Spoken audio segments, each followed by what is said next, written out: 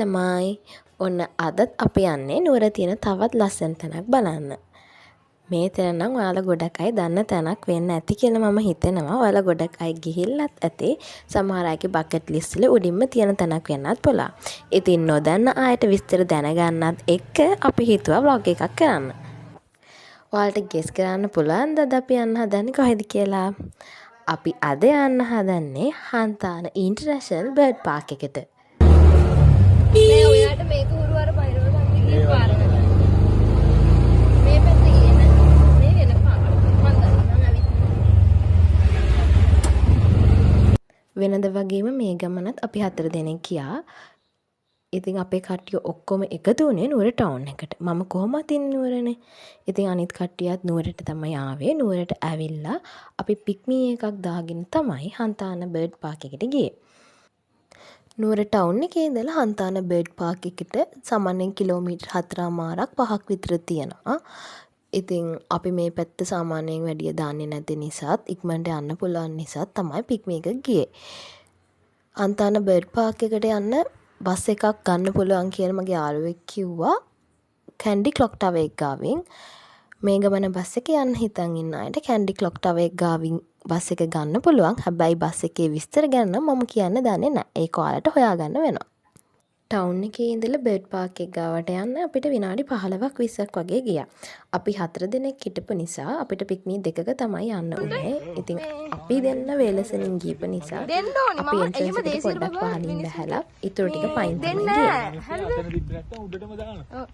අසාධාරණ විදිහට මෙහෙම මිනිස්සුන්ට සල්ලි දෙන්නේ නැහැ මම. හැබැයි මේ මිනිස්සු පව් මාර්ම සාධාරණ. සාමාන්‍යයෙන් පහ තියෙන්නේ නැහැ. 4.9 හරි 4.8 කියන්නේ ඔය මිනිහාගේ 5යි කියලා. මම දැන් දැක්කේ ඒකයි. හරිම හොඳයි මේ. වෙන කවුරු හරි නම් කියනවනේ දුර වැඩි එහෙම කියලා. කන්දනේ අනිත් එක මාර දුරක් තිබුණා. ඒ අනසට පාඩු ඇත්තට දුක් මං ඒකයි කිව්වේ. දෙමු කිය. මං ඒක වලට ඉන්නේ වැඩි කියලා ගමේ මදි කියලා. ඒ ගාන. අපි පික්මී එක ගියපු නිසා තමයි ටිකක් පහලින් දැස්සේ. ඉතින් බැහැලා අපිට තවත් විනාඩි 5ක් විතර ඇවිදගෙන යන්න තිබුණා.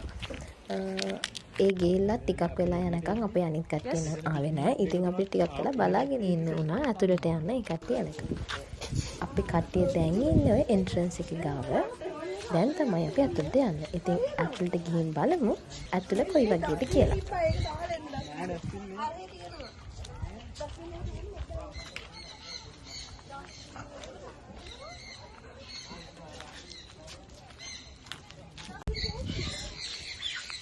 මාර සද්දයක් නේ තියෙන්නේ. ඒක මේ අහගෙන ඉන්නකොට අමාරු නේද?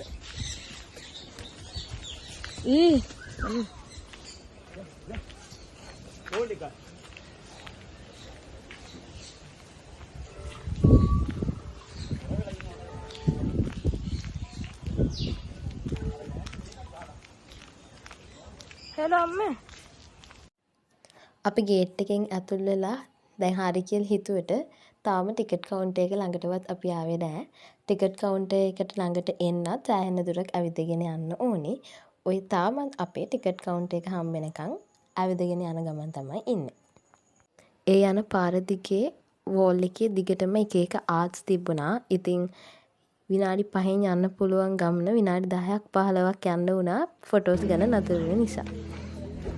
අපි දැන් මේ ඉන්නේ ටිකට් කවුන්ටර් එක ගාව.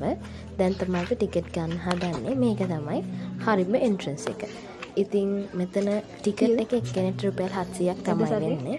මෙතනින් ටිකට්ස් අරගෙන තමයි ඇතුල් වෙන්න තියන්නේ.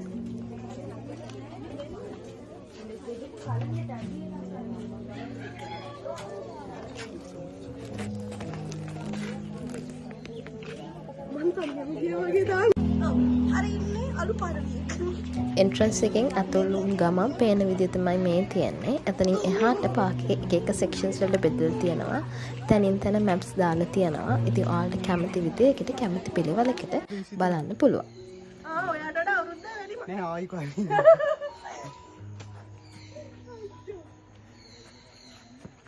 මම එතකොට අලුගිර වෙන්න මම මේ විදිහට කරලා අවුරුදු 23ක් කාල ගන්න ඉන්නේ පාක් එක ප්‍රමාණය අතින් ගත්තම සෑහෙන්න ලොකු භූමි ප්‍රමාණයක පැතිරලා තිබුණා. එක එක කුරුළු වර්ගවලට අනුව සෙක්ෂන්ස් වලට බෙදලා තිබුණා. අපි මුලින්ම ගියේ වෝටර්ෆෝල් ඒවියරි කියලා සෙක්ෂන් එකක් තිබුණා. ඒකට තමයි ගියේ. ඒකේ ගොඩක් හිටියේ පොඩි පොඩි මාළු එහෙමත් හිටියා. ඊට පස්සේ වතුරේ ඉන්න කුරුල්ලෝ එහෙම හිටියා. ඊට පස්සේ තව තිබුණා පොඩි ළමයින්ට සෙල්ලම් කරන්න ප්ලේ ඒරියා එකක් තිබුණා. ජුරාසික් වර්ල්ඩ් කියලා එක සෙක්ෂන් එකක් තිබුණා. හැබැයි ඒක නම් බලන්න එහෙම ලොකු දෙයක් තිබුණේ නැහැ. ඊට පස්සේ බර්ඩ් ෆීඩින් ඒරියාස් දෙකක් තිබුණා. ඔය වගේ එක එක සෙක්ෂන්ස් වලට බෙදලා තමයි පාක් එක තිබුණේ. සාරි ගප්පිය පාට නෙවෙයිද? ඒ පාට සාරි ගප්පිය ඇත්තෙම නැද්ද? ෂුවර්ද? ඩක්ස්. ඔය දැකලා නැද්ද ඩක්ස්? අනේ මං ආසෙ නෑ රතු පාට වෙලා ඉන්න අයට. කලුකුම්ස් කොහෙද ගන්නේ? කලුකුම්ස් කියන්නේ. එයාලා වයසයිද කොහෙද? නේද?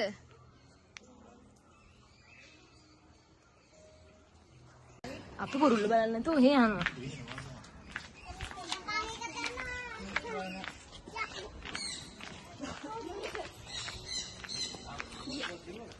නේ මේ ලස්සන එක පෙච්චුණා. දැන් තමයි මෙයාලව දැක්කුවා.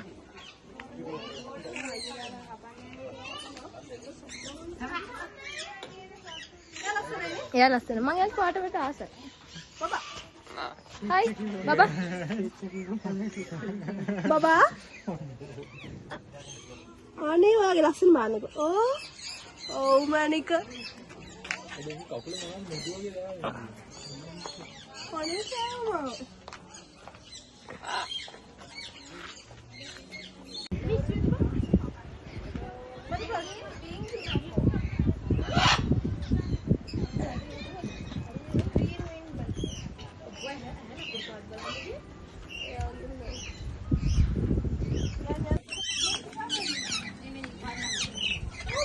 Yo, tak boleh dia jadi. I for DJ kan nak tahu. Meri kan.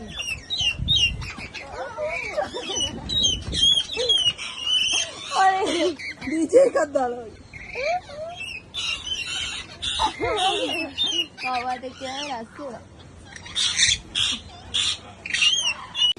Oh, ini dia macam ni. Kamu dek. Kaaki. Moner kaaki. यार बड़ी मोनर आई नहीं कुछ नहीं मोगे में अरे बैग ही कुत्ते लगे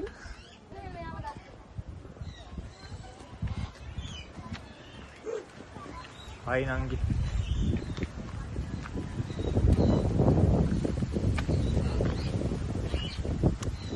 ඉන්දෙන ලව් කරනවද පේන්නේ නැහැ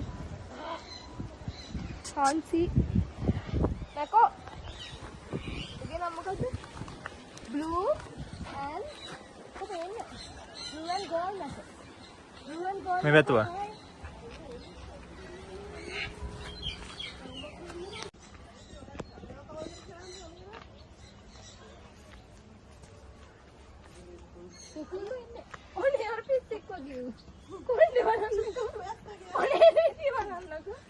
Ayo, mau yang mereka nih.